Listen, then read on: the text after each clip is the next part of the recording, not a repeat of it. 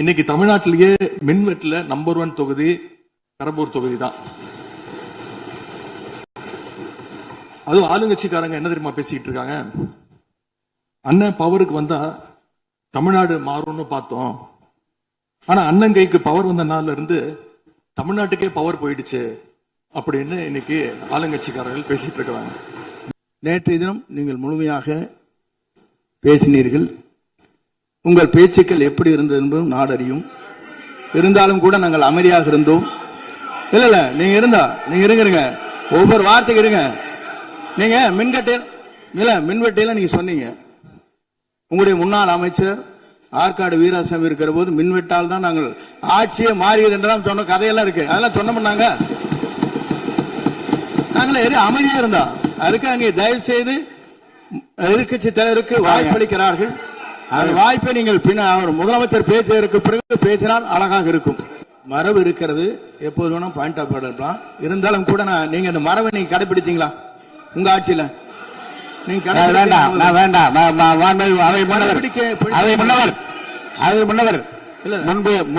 முன்பு எப்படி நடந்தால் என்பதை பற்றியோ முன்பு நடந்த நிகழ்வுகள் பற்றியோ நீங்கள் சொல்லி மீண்டும் மீண்டும் இந்த அவையினுடைய மாண்பை குலைக்க வேண்டாம் என்று நான் கேட்டுக்கொள்ள வேண்டாம். இப்போது உள்ள பிரச்சனை, மாண்பு முதலமைச்சர் அவர்கள் தன்னுடைய பேச்சை உறுதி செய்து முடிக்க வேண்டும். அவர் முடித்த பிறகு எதிர்க்கட்சி தலைவருக்கு நான் நிச்சயமாக வாய்ப்பு தருவேன். அவர் கேள்வி கணக்குகளை தொடுக்கலாம், சந்தேகங்களை கேட்கலாம், விளக்கம் தருவதற்கு மாண்பு முதலமைச்சர் அவர்கள் தயாராக இருக்கின்றார். அமைதியாக என்னை அமரும்படி நான் கேட்டுக்கொள்கிறேன். இப்ப நான் அனுமதிக்க முடியாது. மாண்பு முதலமைச்சர் உரையை தொடரலாம்.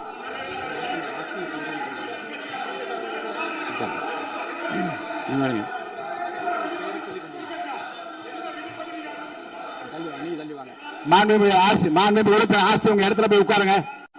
மாண்புமிகு உறுப்பினர் ஆஸ்டின், நீங்க ஒரு மூத்த உறுப்பினர், சபை விதிகளை நன்கு தெரிந்த ஒரு உறுப்பினர், நீங்க போய் இடத்துல உட்காருங்க. முதல்ல மாண்புமிகு முதலமைச்சர் அவர்கள் உரையை தொடரலாம். இப்போது எந்த விதமான பாயிண்ட் ஆஃப் ஆர்டர்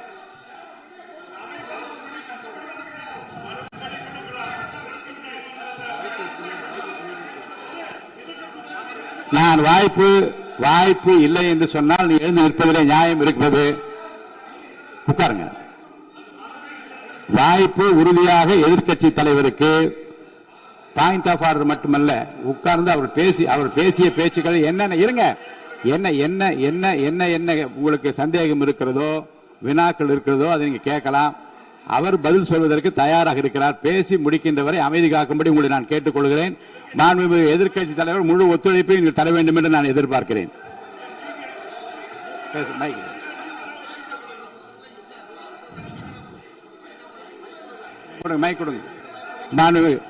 மாண்புமிகு எதிர்க்கட்சி தலைவர், பேரவைத் தலைவர்கள், நீங்க உட்காருங்க. நேற்று நான் பேசும்போது சில அமைச்சர்கள் குறுக்கிட்டு பேசினாங்க, அதற்கு நீங்க அனுமதி கொடுத்தீங்க. அது மாதிரி இன்னைக்கு முதலமைச்சர் பேசும்போது சில வார்த்தைகள், தவறான வார்த்தைகள் பேசுறாரு. அவர் பார்ட்டி ஃபண்ட் அப்படின்னு சொல்லியிருக்கிறாரு. அவர் அமைச்சர் அந்த பார்ட்டி ஃபண்ட் எந்த பார்ட்டின்னு கூட சொல்ல தைரியம் இருந்தா சொல்லுங்க, நாங்க அதெல்லாம் ஃபேஸ் பண்ண தயாரா இருக்கோம். எதையும் ஆதாரத்தோடு எதையும் பேசுங்க. நீங்க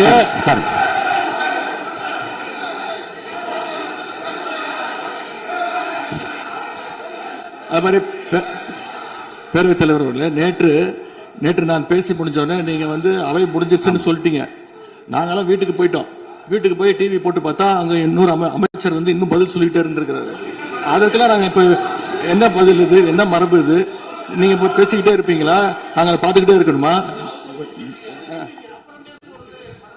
அதே மாதிரி இன்னைக்கு முதலமைச்சர் அவர்கள் பேசும்போது நாங்களும் அமைதியா கேட்டுட்டு தான் இருந்தோம். ஆனா சில கருத்துக்கள் அவர் பேசும்போது அதை நாங்க அனுமதிக்க முடியாது. ஆதாரத்தோடு ஏதாவது பேசணும்னா, குற்றச்சாட்டுகள் சொல்லும் போது ஆதாரத்தோடு சொன்னீங்கன்னா அதை நாங்க ப்ரூவ் பண்றதுக்கு தயாராக இருக்கு. மாண்புமிகு உறுப்பினர் அவர்கள் இருங்க. நேற்று மாண்புமிகு எதிர்க்கட்சி தலைவர்கள் பேசியதும், மாண்புமிகு பொதுப்பணித்துறைகள் பேசியதும் ஆதாரம் இல்லாமல் பேசக்கூடாது என்று நான் சொன்னேன். ஆய்வு செய்து நீக்கப்பட வேண்டியது நீக்கும் என்று சொன்னேன். இப்போது மாண்புமிகு முதல்வர் அவர்கள் பேசி முடிக்கட்டும். நீங்கள் கூறிய கருத்துப்படி அதில் ஆதாரங்கள் இல்லாத குறிப்பாக இருந்தால் அதை நீக்குவதற்குரிய உரிமை எனக்கு இருக்கிறது. ஆய்வு செய்து நான் நடவடிக்கை எடுப்பேன். இப்போது மாண்புமிகு முதலமைச்சர் அவர்கள் பேசலாம். இந்த டாஸ்மாக் மாதிரியே பல டிபார்ட்மெண்ட்லேயும் மறுபடியும் சொல்றேன், கட்சி நிதின்ற பேர்ல அடிச்ச கொள்ளைய ஒண்ணு ஒண்ணா கவர்மெண்டோட கஜானாக்குள்ளேயே கொண்டு சேர்த்துக்கிட்டே இருக்கிறாங்க.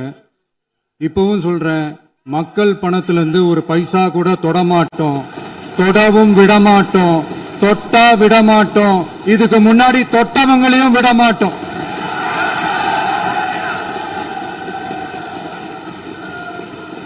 ஒவ்வொரு ஊழலா வெளியில வரும் போலே, ஒவ்வொரு வேஷமா கலைஞ்சிரும் போலே, இங்க இருக்கிற நிறைய பேரு நடுங்கி போய் இதுல நம்ம மேல அவதூறு வேற. இப்ப புதுசா ஒரு வெப்பன் ஒண்ணு கொண்டு வந்திருக்காங்க. அது என்ன தெரியுமா? அவங்க தயவால தான் நம்ம ஆட்சி நடக்குதாம். மக்கள் தயவால இந்த ஆட்சி நடந்துகிட்டு இருக்கு. மனசாட்சி உள்ள சக்திகளோட ஆதரவால இந்த ஆட்சி நடந்துகிட்டு இருக்கு. நாங்க தான் அனுப்பி வச்சோம், நாங்க தான் அனுப்பி வச்சோம் அப்படின்றாங்களே. அனுப்பி வச்சவங்களுக்கு மினிஸ்ட்ரியில இடம் கொடுத்தா ஏன் கதறீங்க? ஏன் இவ்வளவு கோவம்? ஏன் இவ்வளவு கதறல்ஸ்? இதுல இன்னொரு முக்கியமான விஷயம், மார்க்சிஸ்ட் கம்யூனிஸ்ட் கட்சி நமக்கு ஆதரவு கொடுத்தது சுயேட்சையா எடுத்த முடிவுன்னு சொல்றாங்க. அதே மாதிரி இந்திய கம்யூனிஸ்ட் கட்சி நமக்கு ஆதரவு கொடுத்தது சுயேட்சையா எடுத்த முடிவுன்னு சொல்றாங்க. இதுல எங்க இருந்து நாங்க தான் அனுப்பி வச்சோம், நாங்க தான் அனுப்பி வச்சோம்னா புரியலையே. மக்களுக்கு நல்லா புரியும், எல்லாத்தையும் தெளிவா பார்த்துக்கிட்டு இருக்கிறாங்க.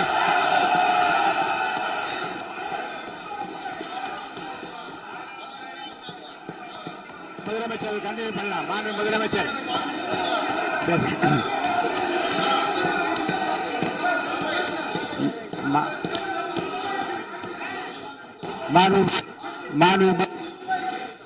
மாண்பு முதலமைச்சர் கண்டினியூ பண்ணலாம். நீ கண்டினியூ பண்ணலாம்.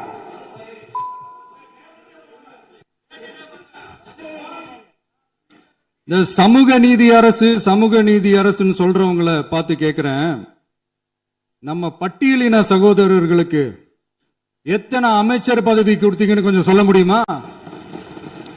ஆனா நம்மளுடைய அரசுல 8 அமைச்சர் பதவிகள் யாருக்கு? நம்ம பட்டியலின சகோதரர்களுக்கு. எல்லாம் நம்ம அண்ணன், நம்ம தம்பி, நம்ம தங்கச்சிங்க. அண்ணல் அம்பேத்கர் அவர்களுடைய கிட்டத்தட்ட 100 ஆண்டு கால கனவு இப்ப நிறைவேறி இருக்கு. நான் ஏன் கொஞ்சம் சவுண்டா பேசுறேன் அப்படின்னா அவங்களுக்கு கேட்கணுன்றதுக்காக தப்பா எடுத்துக்காது. அதே மாதிரி பெண்களோட பாதுகாவலர் நாங்க தான் அப்படின்னு சொல்லிக்கிறவங்களை கேட்கிறேன், எத்தனை பெண்களுக்கு அமைச்சர் பதவியில இடம் கொடுத்தீங்க கொஞ்சம் சொல்ல முடியுமா?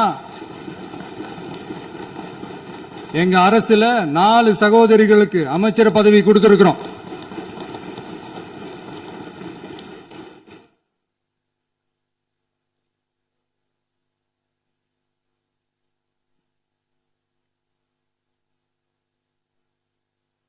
அதனால மக்களால் நிராகரிக்கப்பட்டு